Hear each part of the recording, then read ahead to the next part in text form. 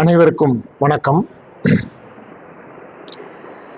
நேரம் அதிகமானதுனால நான் ரொம்ப நேரம் பேசுற எண்ணம் இல்லை, கலந்துரையாடல்னு இருக்கு. அதனால நீங்க சொல்லக்கூடிய கருத்துக்களையும் கேள்விகளையும் அதையும் கேட்கலான் இருக்கேன். அதனால நான் ரொம்ப பேசல.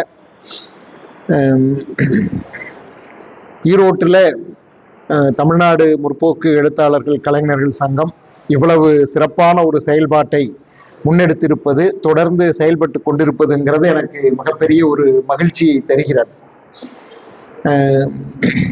ஏன்னா நான் இந்த ஈரோட்டில் தான் நான் சிக்கை நாயக்கர் கல்லூரியில் இளங்கலை தமிழ் இலக்கியம் 3 ஆண்டுகள் பயின்றேன் நான்.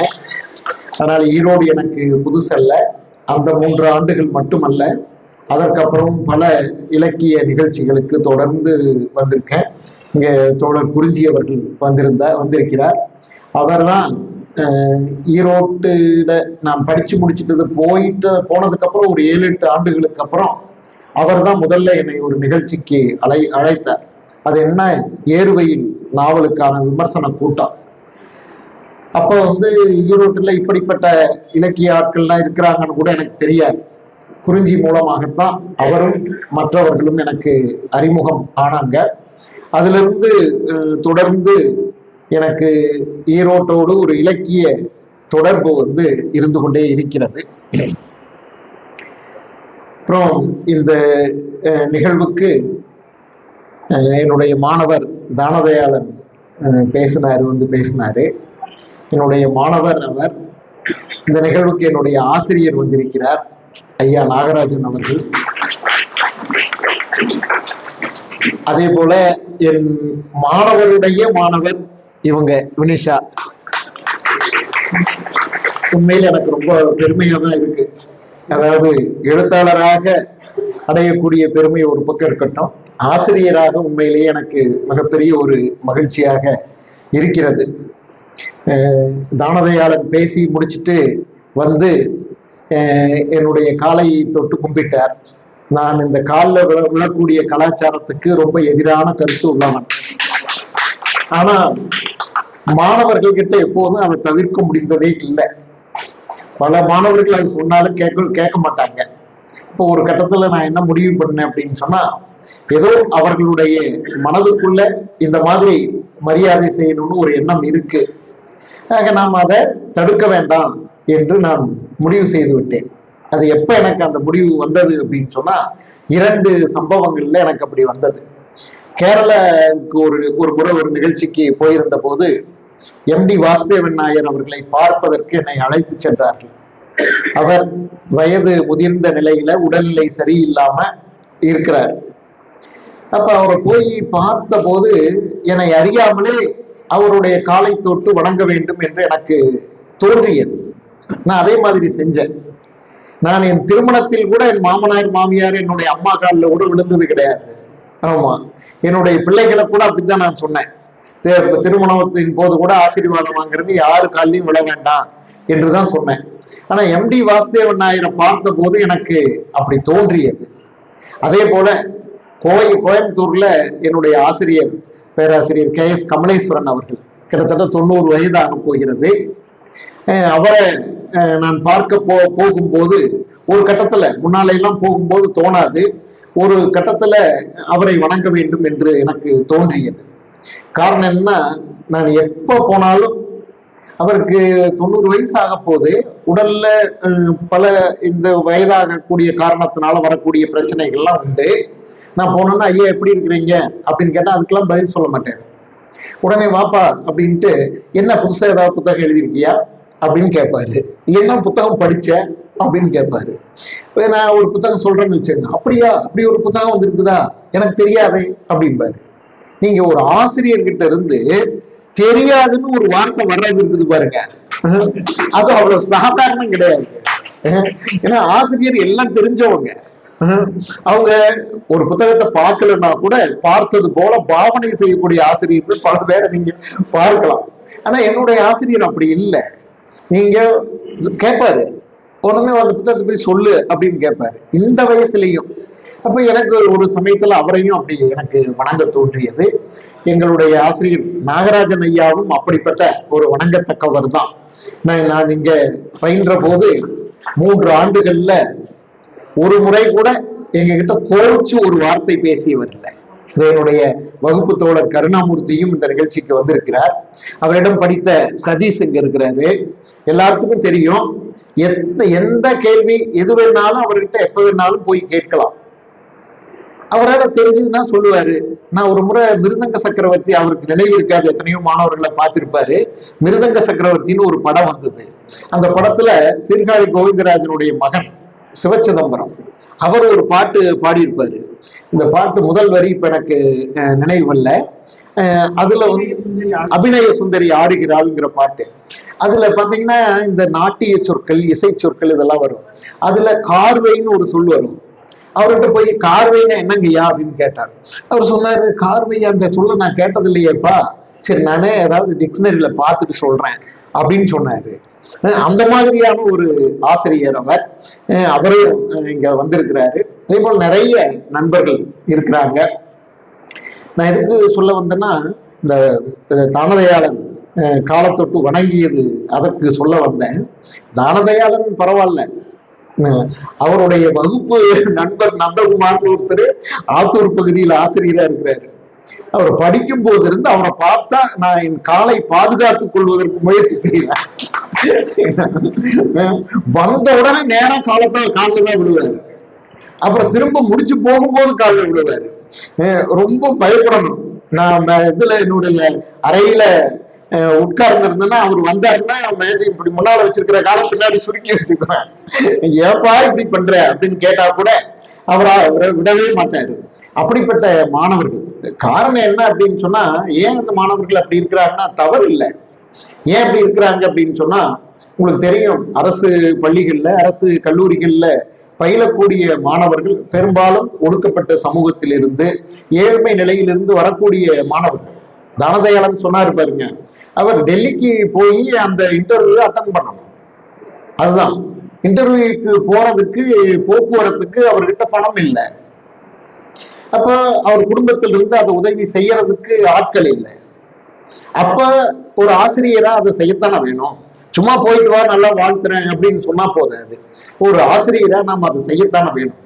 அதுதான் அந்த மாதிரியான நிலையில தான் மாணவர்கள் வருவாங்க. ஆக அவர்களுக்கு நாம வழிகாட்டுதல் மட்டும் போதாது.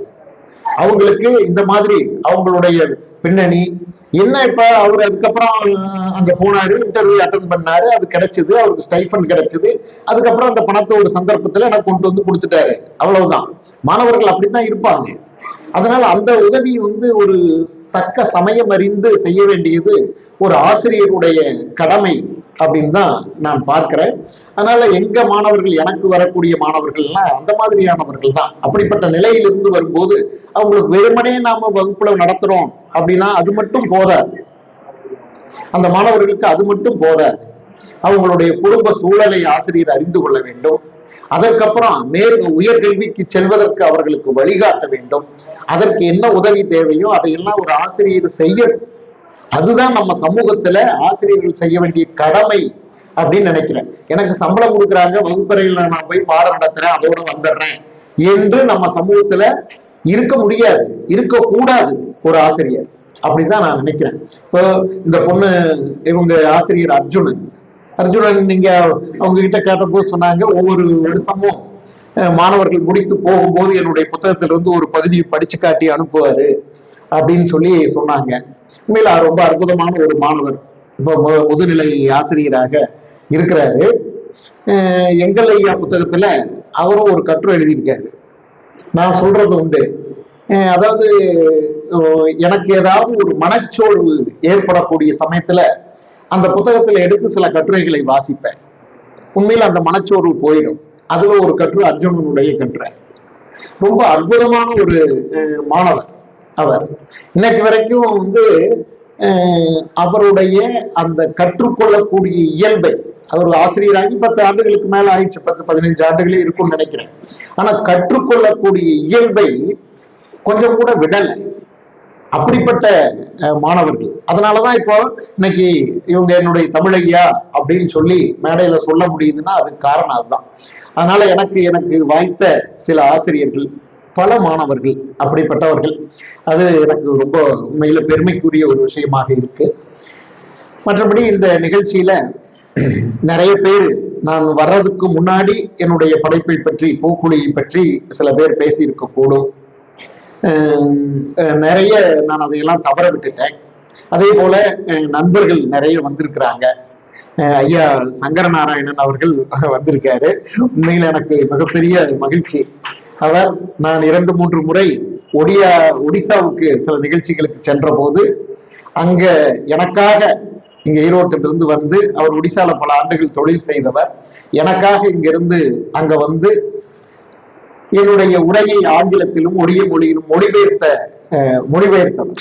சில கட்டுரைகளை முழுசா ஆங்கிலத்தில் மொழிபெயர்த்து அங்க வந்தவர்களுக்கு விநியோகம் பண்ணோம். அவர் தான் அந்த உதவியை செஞ்சவர். இப்போதும் அவர் மீது எனக்கு மிகுந்த மதிப்பு உண்டு. இந்த வயதிலும் இங்க வந்திருக்காரு. இப்படி நிறைய நண்பர்கள், ஈரோட்டை சேர்ந்த நண்பர்கள் நிறைய வந்திருக்கீங்க, தாமுக தோழர்கள். நான் நிகழ்ச்சிக்கு முன்னாடியே வந்திருந்தா எல்லாரோடும் கொஞ்சம் பேசி இருந்திருக்கலாம். அதுதான் எனக்கு ஒரு 5 மணிக்கு அல்லது 4:30 மணிக்கு வந்திருந்தா எல்லாரோடும் கொஞ்சம் பேசுவதற்கான ஒரு நேரம் எனக்கு அமைஞ்சிருக்கும். ஆனா இன்னைக்கு அது அமையாம போச்சு. காரணம் என்னன்னா, தோழர் கலைக்கோவன் இந்த நிகழ்ச்சிக்கு வாங்கன்னு கூப்பிட்டாரு. முதல்ல நான் இந்த ஒரு நிகழ்ச்சி தான் நான் ஒத்துக்கிட்டேன். இங்க வர்றேன் அப்படின்னு தெரிஞ்ச உடனே பெருந்துறையில நாளைக்கு புத்தக கடை திறப்பு விழாவுக்காக அவர் கோபாலகிருஷ்ணன் அவர் வாங்கன்னு கூப்பிட்டாரு. சரி, மறுநாள் தானே அப்படின்னு அதுக்கு ஒத்துக்கிட்டேன். இப்ப நான் இங்க வர்றேன்னு உடனே பெருந்துறை மருத்துவ கல்லூரி மருத்துவமனையில் பணியாற்றி கொண்டிருக்கக்கூடிய கவிஞர் மதிவண்ணன் அவர்கள், நீங்க எங்க கல்லூரிக்கு இங்க பேசணும், இங்க இருக்கக்கூடிய டீன் நல்ல தமிழ் உணர்வாளர், அவர்கிட்ட நான் பேசுறேன், நீங்க அந்த தேதி வரணும் அப்படின்னு கேட்டாரு.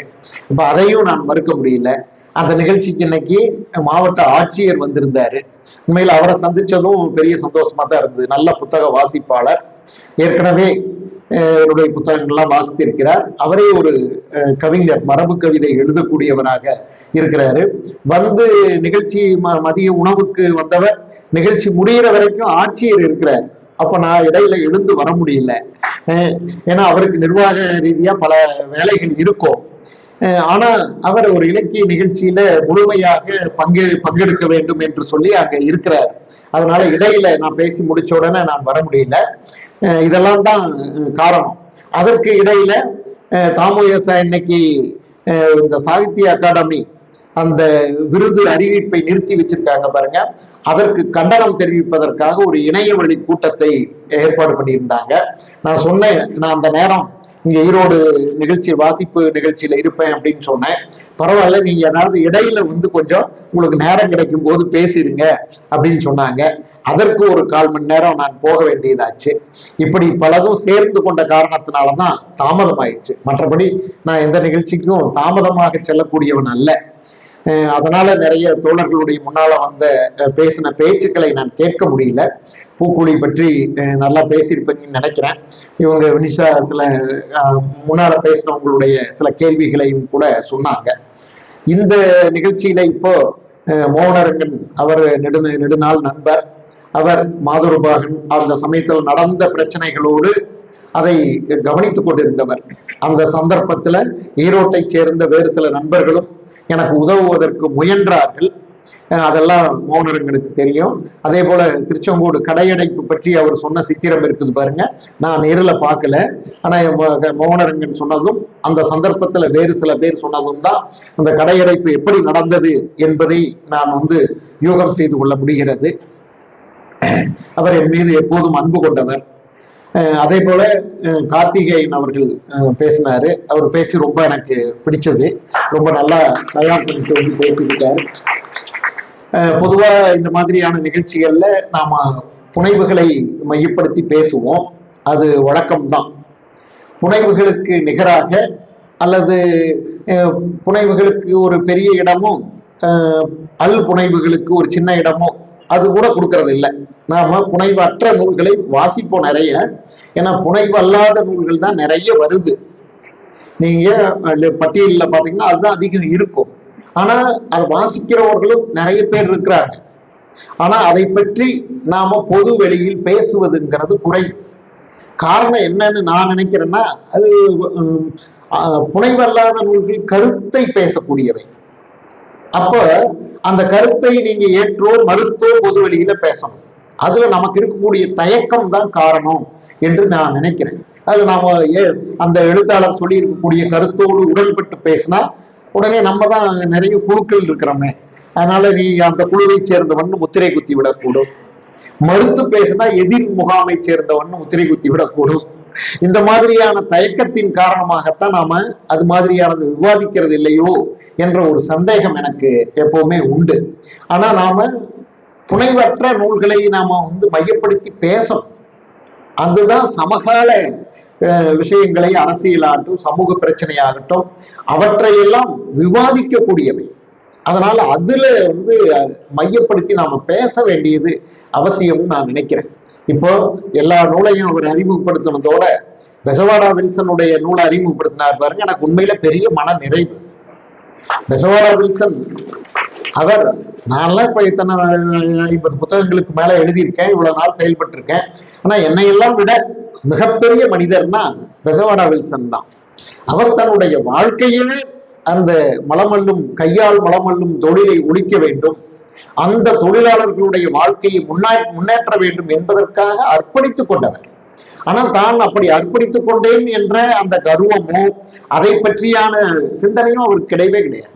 அவ்வளவு இயல்பான ஒரு மனிதர் அவர். தமிழ்நாட்டிலையும் கொஞ்சம் வருஷம் அவர் இந்த பணியை ஆற்றி இருக்கிறார். அதனாலதான் அவர் தமிழ்ல பேசுவார். அதனாலதான் எனக்கு அவரை நேர்காணல் செய்ய முடிந்தது. இன்னைக்கும் நான் டெல்லிக்கு போனா அவரை சந்திக்காம வருவதில்லை. அதே போல அவரும் தமிழ்நாட்டுக்கு வந்தா என்னை சந்திக்காம செல்ல மாட்டார். அப்படியான ஒரு நெருக்கமான ஒரு நட்பு ஏற்பட்டது. ஒரு உண்மையில ஒரு கண்ணை திறந்தவர்னு அவரை நான் சொல்லுவேன். நான் கவனம் செலுத்தாத ஒரு பகுதியில பீக்கதைகள்லாம் நான் எழுதியிருக்கேன். ஆனாலும் கூட ஒரு நாம் அவ்வளவாக கவனம் செலுத்தாத ஒரு பகுதியில கவனம் செலுத்த வைத்தவர் அவர். அது அந்த நூலை எல்லாரும் நாம படிக்கணும். நாம பொது வெளியில நண்பர்களிடம் பேசும்போது இந்த கழிவு சம்பந்தமான விஷயங்களை எல்லாம் நாம பேசுறது கிடையாது. ஆனா அதுல பேசுவதற்கு நிறைய இருக்கு. அவர் சொல்வாரு, இன்னைக்கு உணவு தொழில் எவ்வளவு வளர்ந்திருக்கிறது. உணவு தொழில் வளரும் போது அதை தூய்க்கக்கூடியவர்கள் வளர்ந்திருக்கிறோம். அவ்வளவு உணவை நாம தூய்க்கும் போது கழிவுகளும் கூடும் அல்லவா அப்படின்னு கேட்பாரு. அப்ப அதற்கு நாம என்ன செஞ்சிருக்கிறோம்? கழிவை சுத்திகரிப்பதற்கு என்ன செஞ்சிருக்கிறோம்? நம்மிடம் ஏன் அந்த தொழில்நுட்பம் வளரவில்லை என்ற கேள்வியை வைப்பார். இந்த கோணம் நமக்கு யாருக்கு வருது? அவர் கேட்கிறார் இதை. அவ்வளவு உண்மையில ரொம்ப அருமையான ஒரு புத்தகம். எனக்கு என்னுடைய புத்தகங்கள்ல எனக்கும் ரொம்ப பிடித்த புத்தகம். ஆமா, அது அந்த அந்த நேர்காணல் பத்தி சொல்லும் போது, நான் சில நேர்காணல் தான் நான் பண்ணியிருக்கேன். கவிஞர் சுகுமாரனை ஒரு நேர்காணல் பண்ணியிருக்கேன். அப்புறம் நம்ம இவர் ஈரோடு மாவட்ட ஆட்சியராக இருந்த உதயச்சந்திரன், அவர் பாடத்திட்ட பாடநூல் அதனுடைய இயக்குனராக செயலராக இருந்த போது அவரை என்ன மாற்றம் பண்றாருன்னு சொல்லிட்டு அவரை ஒரு விரிவான பேட்டி எடுத்திருக்கேன். அப்புறம் ஒரு ஆசிரியர் சங்க தலைவர் சங்கர சுப்பிரமணியன் என்று சொல்லி அவரை ஒரு நீண்ட பேட்டி எடுத்திருக்கேன். அப்புறம் தேவி பாரதியோட சேர்ந்து பா சைப்பிரகாசத்தை பேட்டி எடுத்தோம். எனக்கும் சரி தேவி பாரதிக்கும் சரி பா சைப்பிரகாசம் ஆசிரியர் குரு என்ற நிலையில வச்சு பார்ப்போம். அந்த பேட்டியை பார்த்தீங்கன்னா இவர் சொன்னார்ல, என்னுடைய நேர்காணல் செய்யக்கூடிய முறை வேற. நான் ஒரு சென்டென்ஸ் கேட்பேன், அவங்க ஒரு 50 சென்டென்ஸ் பேசுவாங்க. ஆனா தேவி பாரதி அப்படி இல்லை, அவர் நிறைய பேசுவாரு. பேட்டி எடுக்கிறவங்க இவரளவு பேச முடியாது, அதுதான் பிரச்சனை. பா சைப்பிரகாசத்துடைய பேட்டி அது காலச்சோட்டுல வெளியான போது சில பேர் கேட்டாங்க, 2 பேரும் சேர்ந்து பேட்டி எடுத்திருக்கிறீங்க, இதுல தேவி பாரதியுடைய கேள்வி எது, உங்க கேள்வி எது அப்படின்ட்டு. நான் சொன்ன ரொம்ப சுலபம். ஒரு பெரிய பத்தியா இருந்தா அது தேவி பாரதி கேள்வி, ஒரு சென்டென்ஸா இருந்தா அது என்னுடைய கேள்வி. அப்படின்னு சொன்னேன். இவர் பாத்தீங்கன்னா ஒரு பெரிய பத்தி பேசுவாரு, அது பா ஜெயபிரகாசம் 2 வரியில பதில் சொல்லுவாரு. அதுக்கப்புறம் நான் தேவி பாரதிட்ட சொன்னேன், இங்க பாருங்க, இந்த மாதிரி உங்க கூட பேட்டி எடுக்க நான் வர மாட்டேன், நீங்க தனியா போய் யாருன்னு எடுத்துக்கங்க, உங்க கூட பேட்டி எடுக்கிறது எனக்கு ஒத்து வராது அப்படின்ட்டு. அந்த மாதிரியான ஒரு அனுபவம் அது. அதனால இந்த பேட்டியில இந்த புத்தகம் இப்ப ஆங்கிலத்திலையும் வரப்போகுது. இது வந்த போது, இந்த நேர்காணல் வந்த போது இதனுடைய ஒரு பகுதியை ஆங்கிலத்தில் மொழிபெயர்த்து ஹிந்துல வெளியிட்டாங்க, கன்னடத்துல ஒரு இதழ்ல வெளியிட்டாங்க. நிறைய இதற்கு இந்தியிலையும் வந்தது, நிறைய கவனம். அப்புறம் புத்தகம் ஆக்கணும். இப்ப புத்தகம் முழுசாக ஆங்கிலத்தில் பெங்குயின் பதிப்பக வெளியீடாக அடுத்த வருஷம் வரப்போகுது. எனக்கு நிறைவளித்த ஒரு நூல் இது. புனைவுல எப்படி பூலமாதேவியை சொல்றனோ அது மாதிரி புனைவு அல்லாததுல இந்த நூலை நான் சொல்லுவேன். அதே போல ஒரு கார்த்திகேயன் உவேசா பத்தியான நூல், இதையெல்லாம் மையப்படுத்தி பேசினார். உண்மையில மகிழ்ச்சி. அதெல்லாம் ஏன்னா அதையெல்லாம் எத்தனை பேர் படிக்கிறாங்க அப்படின்னு சந்தேகம் எனக்கு இருந்துகிட்டே இருக்கும். இந்த பதிப்புகள், மறுபதிப்புகள், ஓவேசாவில் இருக்கலாமா, இந்த மாதிரியான புத்தகங்கள்லாம் இருக்குது பாருங்க, இதெல்லாம் எத்தனை பேர் படிக்கிறாங்க அப்படிங்கிற சந்தேகம் இருக்கும். ஆனா இப்போ இவரெல்லாம் பேசும்போதுதான் நம்ம அந்த துறையில இன்னும் செய்ய வேண்டிய வேலைகள்னு எனக்கு திட்டங்கள் இருக்குது. அதையெல்லாம் செய்யலாம் அப்படிங்கிற நம்பிக்கை எனக்கு வருது. புனைவில்லாம நான் எழுதின நூல்கள்ல ரொம்ப கவனம் பெற்று விற்பனைக்கு இன்னைக்கும் விற்பனையில முன்னிலையில் இருக்கக்கூடிய நூல்னா மயிர்தான் பிரச்சனையா, அந்த நூல் தான். அது அவர் சொன்ன மாதிரி இளைஞர்கள் கிட்ட அந்த நூலுக்கு மிகப்பெரிய ஒரு வரவேற்பு. எந்த கல்லூரிக்கு நிறுவனத்துக்கு போனாலும் அந்த நூலை பற்றி மாணவர்கள் கேள்வி கேட்பாங்க, சந்தோஷமா பேசுவாங்க. ஆமா, ஏன்னா அந்த கட்டுரை 2 கட்டுரை இருக்கும், 2மே அவர்களுடைய கோணத்திலிருந்து ஒரு விஷயத்த பேசுறது. ஒரு எழுத்தாளர் பிறருடைய கோணத்திலிருந்து ஒரு விஷயத்த பார்க்கறது இருக்குது பாருங்க, அதுதான் அடிப்படை. எழுத்துக்கு அடிப்படையே அதுதான். ஒரு பாத்திரம் அப்படின்னா அந்த பாத்திரத்தின் மீது நம்முடைய கோணத்தை செலுத்துவதல்ல, அந்த பாத்திரத்தினுடைய கோணம் என்ன என்பதை பார்ப்பதுதான். என்னுடைய கட்டுரைகள்ல அதுவும் இருக்கும். நான் அதனால இது எப்பவுமே இந்த தலசீவர பிரச்சனைய, மயில் பிரச்சனைய ஆசிரியர்களுடைய கோணத்துல, பொதுமக்களுடைய கோணத்திலிருந்து பார்க்கறது தான் வழக்கம். நான் ஒரு மாணவருடைய கோணத்திலிருந்து அது என்ன என்று பார்த்தேன். அதனால அது மாணவர்களுக்கு பிடித்தமான ஒரு புத்தகமாக அது இருக்குது. பல பேர் அதுக்கு பதில் சொல்றாங்க, அந்த புத்தகம் அப்படியானது இருக்கு. அதனால புனைவற்ற நூல்கள்ல அந்த புத்தகத்துக்கு ஒரு இடமும் ஒரு மதிப்பும் இருக்கிறத, மாணவர்கள்ட்ட இருக்கிறத நான் கவனிக்கிறேன். பெண்கள் கல்லூரியில, இதுல சென்னையில இருக்கக்கூடிய ஸ்டெல்லா மேரிஸ் கல்லூரியில ஒரு முறை பேச போன போது அவங்க கேட்டாங்க, சார் நீங்க இந்த ஆண் மாணவர்களுடைய பிரச்சனை தான் இதுல பேசியிருக்கிறீங்க, எங்க பிரச்சனையை பேசலையே அப்படின்னாங்க. உண்மையில எனக்கு ரொம்ப அதிர்ச்சியா இருந்தாச்சு. ஆக நாம பாரு, பெண்களுக்கு இதுல எந்த பிரச்சனையும் இல்லை அப்படின்னு நினைச்சிருக்கிறோம், இதை பத்தி கவனம் செலுத்தலையே. ஒருவேளை நான் இங்க கிராமத்துல பகுதியில் இருக்கக்கூடிய அரசு கல்லூரியில வேலை செஞ்சதுனாலயே என்னவோ இங்க பெண்கள் சணம் போட்டுக்கிட்டு தான் வருவாங்க, இந்த ஃப்ரீ ஹேர் இந்த மாதிரியான விஷயமெல்லாம் இருக்காது. அதனால எனக்கு அதுல கவனம் செலுத்த வரலையே என்னவோ. ஆனா நகரத்து கல்லூரியில அந்த பெண்கள் கேட்கிறாங்க, நான் இப்போ ஒரு ஃப்ரீ ஹேர் விட்டுக்கிட்டு வந்தேன் அப்படின்னு சொன்னா என்னுடைய ஆசிரியர்களிடம், பொதுமக்களிடம் என்னை பற்றியான பார்வை என்னவா இருக்குன்னு தெரியுமா உங்களுக்கு அப்படின்னு கேட்டாங்க. சொல்றாங்க அவங்க. அது அப்போ என்னை எப்படி ட்ரீட் பண்ணுவாங்க, என்னுடைய இன்டர்னல் மார்க் குறைச்ச ஆசிரியர் உண்டுங்க இதுல அப்படின்னு ஒரு பெண் சொல்றாங்க. அது மாதிரி அவங்க பேசுறதுக்கான இடம் நாம கொடுக்கிறோம், அவர்களுடைய கோணத்திலிருந்து ஒரு விஷயத்தை பார்க்கிறோம் அப்படிங்கிறது தான் இன்னைக்கு இருக்கக்கூடிய இளைய தலைமுறைக்கும் எனக்கும் இருக்கக்கூடிய ஒரு தொடர்பு அப்படின்னு நான் நினைக்கிறேன். அத நிறைய விஷயம் அவர் கார்த்திகேயன் நல்லா சொன்னாரு, உண்மையில ரொம்ப நன்றி. அதே போல கலைக்கோவன் அவர் பேசிய போது அந்த ஒரே ஒரு கதையை மட்டும் எடுத்துக்கிட்டு பேசினாரு. உண்மையில அந்த ஒரு கதையை வச்சுக்கிட்டு நாற்காலி பத்தி எவ்வளவு விஷயங்களை அவர் பேசினாருன்னு நீங்க கவனிச்சிருப்பீங்க. உண்மையில அதுதான் ஒரு கதை. நாற்காலி என்பது ஒரு அதிகாரத்தின் குறியீடு, அதுல எந்த சந்தேகமும் கிடையாது. இப்ப இதுலயே 5-6 நாற்காலி போட்டிருந்தா கூட வந்த உடனே இங்க உட்காருங்கன்னு கூப்பிடுறாங்க, எல்லாத்துக்கும் ஒரு குழப்பம் வரும். அந்த நடுவுல இருக்கக்கூடிய நாற்காலியில யாரு உட்காருவது அப்படின்ட்டு. அது ஏதோ அது மிக முக்கியமான ஒரு இடம், அப்படின்ட்டு, சென்டர் அப்படின்ட்டு. அந்த மாதிரி இது சின்ன சின்ன பிரச்சனைகள் இதுல பாருங்க.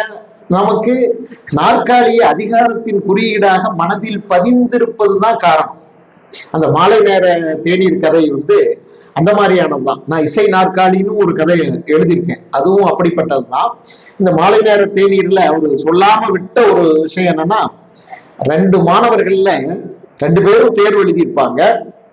ஒரு மாணவர் தேர்ச்சி பெற்று ஒரு வேலைக்கு போவார் டிஎன்பிஎஸ்சில. இன்னொரு மாணவருக்கு அந்த அந்த தேர்வுல தோல்வி அடைஞ்சிருப்பார். அவர் இனிமேல் தான் அடுத்த முயற்சியில தான் அவருக்கு கிடைக்க கூடும். இப்ப 2 பேர் வந்திருக்காங்க.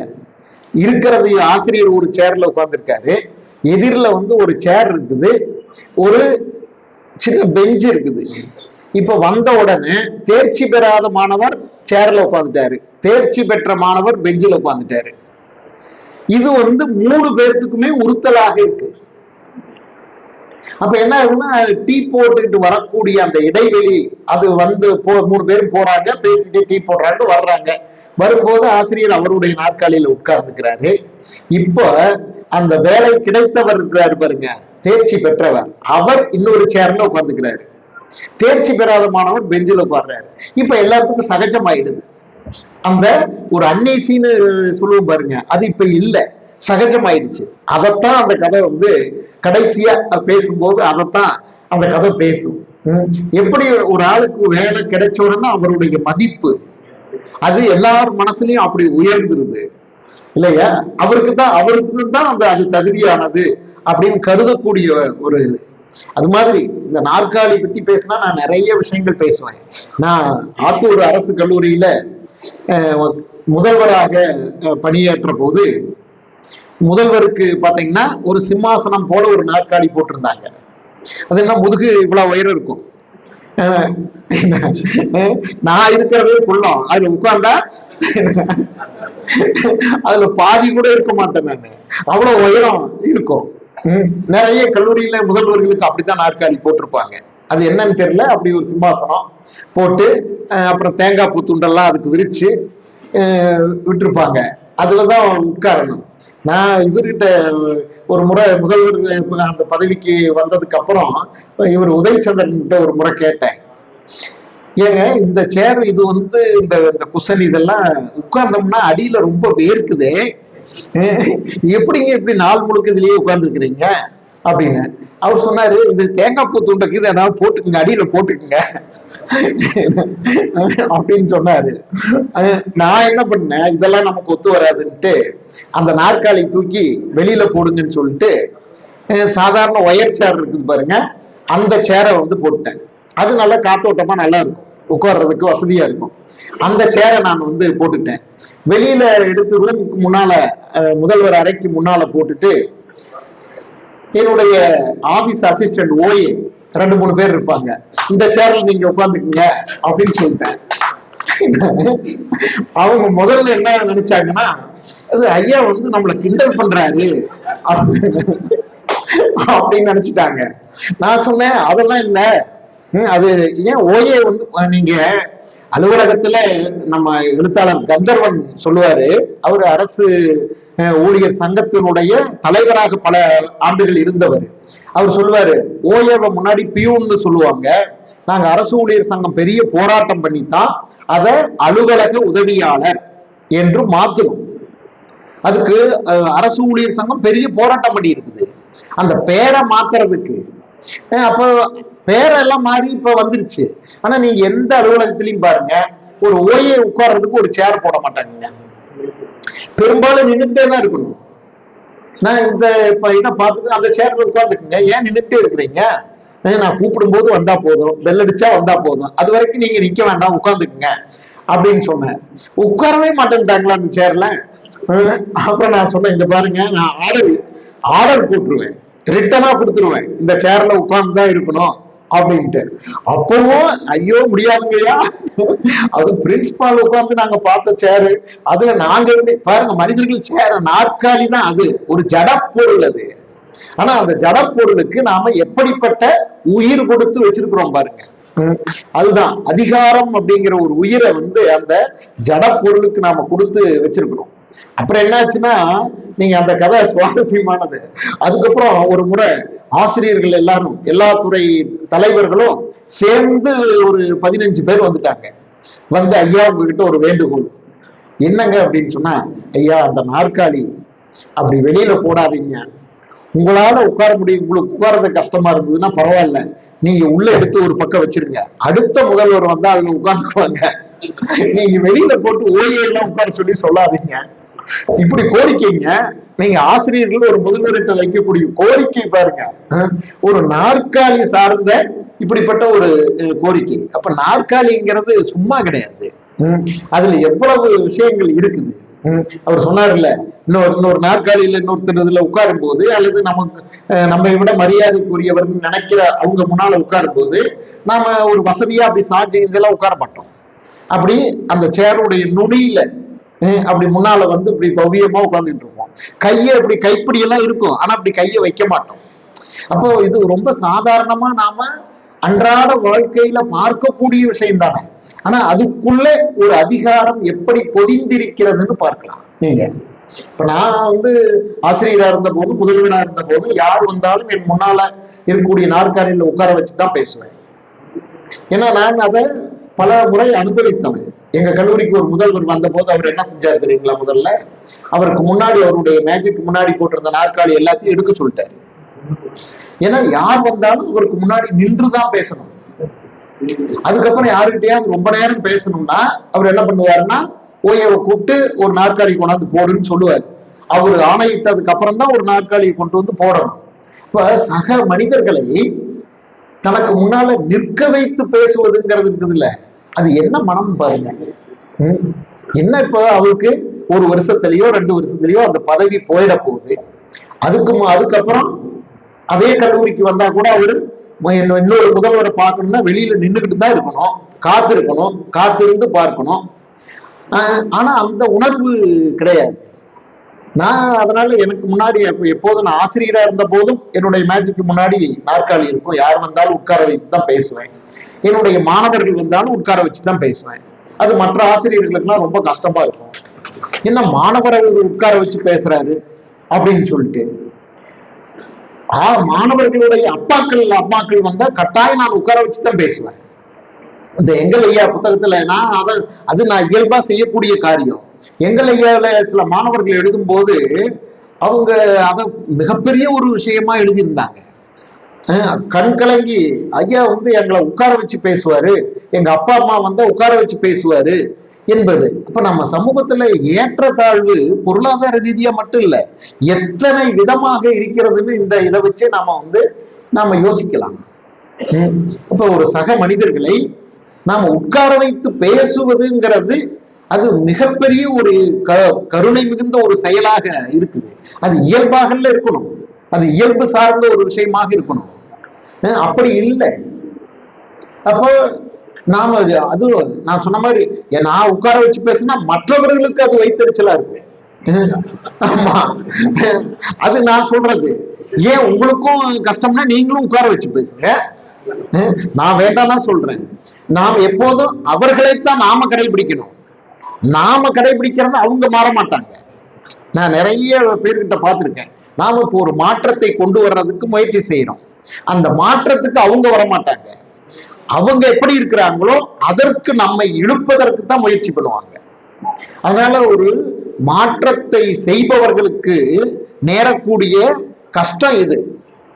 நம்ம அப்புறம் எங்கேயாவது ஒரு சின்ன இடத்து தப்பு பண்ணுவாரா அப்படின்னு பார்ப்பாங்க. இப்ப நான் உட்கார வச்சு பேசுறேன், ஒருத்தர் வந்து ஒரு நிமிஷத்துல என்கிட்ட பேசிட்டு போகணும், அவர் வந்து நின்றுகிட்டு சொல்றாரு, சரி நான் உட்காருன்னு சொல்லல, அப்ப என்ன பாரு அவரை உட்கார வைக்கல பாரு அப்படிம்பாங்க. இப்படி காத்துக்கிட்டே இருப்பாங்க, எங்காவது இவர் வந்து விடுவாரா அப்படின்ட்டு. நான் அதுக்கு பல உதாரணங்களை எல்லாம் சொல்லுவேன். தந்தை பெரியார் அவர் முன்னாள் நீங்க பல பேர் கேள்விப்பட்டிருக்கக்கூடிய ஒரு நிகழ்ச்சியில ஒரு இப்படி மேடையில உட்கார்ந்து பேசிட்டு இருக்காரு. அவர் உட்கார்ந்து பேசுவார் வயசான காலத்துல. எதிரில முன்னால உட்கார்ந்து இருக்கக்கூடிய ஒருத்தர் அவர் கால் மேல கால் போட்டுக்கிட்டு உட்கார்ந்து இருந்தாரு. பெரியாருக்கு அதெல்லாம் எதுவுமே தெரியல. அவர் பாட்டுக்கு அவரு பேச வேண்டிய விஷயத்துல தான் கவனம் செலுத்துவாரு. அவரு பாட்டுக்கு பேசிட்டு இருக்காரு. அப்போ அதுக்கப்புறம் பேசி முடிக்கும் போது ஒருத்தர் வந்து எந்திரிச்சு வந்து சொல்றாரு, ஐயா பாருங்க ஐயா, அவன் பாருங்க ஐயா உங்களுக்கு முன்னால கால் மேல கால் போட்டுக்கிட்டு உட்கார்ந்துட்டு இருக்கான் அப்படின்னு பெரியார்கிட்ட அவர் சொல்றாரு. பெரியார் சொல்றாரு, ஏன்பா அவன் கால் மேலதானே அவன் காலை போட்டுட்டு உட்கார்ந்துருந்தான், அவன் காலை கொண்டாந்து என் கால் மேல போடலையே அப்படின்னு பெரியார் கேட்டாரு. எவ்வளவு அற்புதமான ஒரு சுய சிந்தனையாளர், ஒரு பகுத்தறிவு இருந்து அப்படி கேள்வி கேட்க முடியும். பல பேர் வந்து ஒரு முன்னால நாற்காலியில உட்கார்ந்து இருக்கிறவங்க எப்படி உட்கார்ந்து இருக்கிறாங்க, பவியம் காட்டுறாங்களா, சாஞ்சு உட்கார்ந்து இருக்காங்களா, என்னெல்லாம் பாக்குறாங்க. கால் மேல கால் போட்டு உட்கார்ந்து இருக்கக்கூடிய ஒருத்தரை அவன் கால் மேல அவன் கால போட்டு உட்காந்து, அவங்க கால் மேல கால் போட்டு உட்கார்ந்து அவருக்கு வசதியா இருந்திருக்கும், அதனால உட்கார்ந்து இருக்காரு. ஏன் அவன் காலை கொண்டாந்து என் கால் மேல போட்டாதான் தப்புன்னு சொன்னார். கருத்துரிமையும் அதுதாங்க. மோகன் பேசினார் பாருங்க, கருத்துரிமையும் அதுதான். நீங்க மற்றவர்களுடைய மூக்கு நுனியை பாதிக்காத வரைக்கும் நீங்க கருத்துரிமையை அனுமதிக்கலாம், அதுல ஒண்ணும் கிடையாது. பெரியாரே சொன்னார்ல, என்ன நானே ஒரு புத்தகம் எழுதியிருக்கேன், அப்படியெல்லாம் மனசு புண்படக்கூடாது. இது பெரியாருடைய வார்த்தை. அவர் சொன்னாரு, பொது வாழ்க்கையில் நாம ஜெயகாந்தன் வந்து அவருக்கு எதிராக ஒரு மேடையில பேசுறாரு. பெரியார் இருக்கிறாரு, பெரியார் இருக்கும் போதே மேடையில ஜெயகாந்தன் பேசுறாரு, பெரியார மறுத்து கடுமையா பேசுறாரு. அப்ப வந்து சொல்றாங்க, இந்த மாதிரி புண்படுத்துற மாதிரி இப்படி பேசுறாரு அவரு அப்படின்ட்டு. அப்ப பெரியார் சொல்றாரு, இங்க பாரு, அப்படியெல்லாம் மனசு புண்படக்கூடாது, நாம பொது வாழ்க்கையில் இருக்கிறோம், பல பேரு நம்ம திட்டத்தான் செய்வான், எல்லாரும் நம்ம பாராட்டுவாங்கன்னு நினைக்க கூடாது, பல பேர் திட்டத்தான் செய்வான், அதுக்காகலாம் நாம மனசு புண்படக்கூடாது அப்படின்னு சொல்லுவாரு. எவ்வளவு ஒரு பக்குவம். பெரியார்கிட்ட இருந்து அந்த மாதிரி எடுத்துக்கொள்ள வேண்டிய விஷயம் எத்தனையோ உண்டு. அதனால இந்த நாற்காலி கதை அந்த மாதிரி பல்வேறு சிந்தனைகளை தூண்டக்கூடிய ஒரு கதை. அதனால இவ்வளவையும் பத்தி எல்லாரும் பேசுனீங்க. நான் குறைச்சலா பேசுறேன்னு நிறைய பேசிட்டோம் போல. எல்லாருக்கும் நன்றி, வணக்கம்.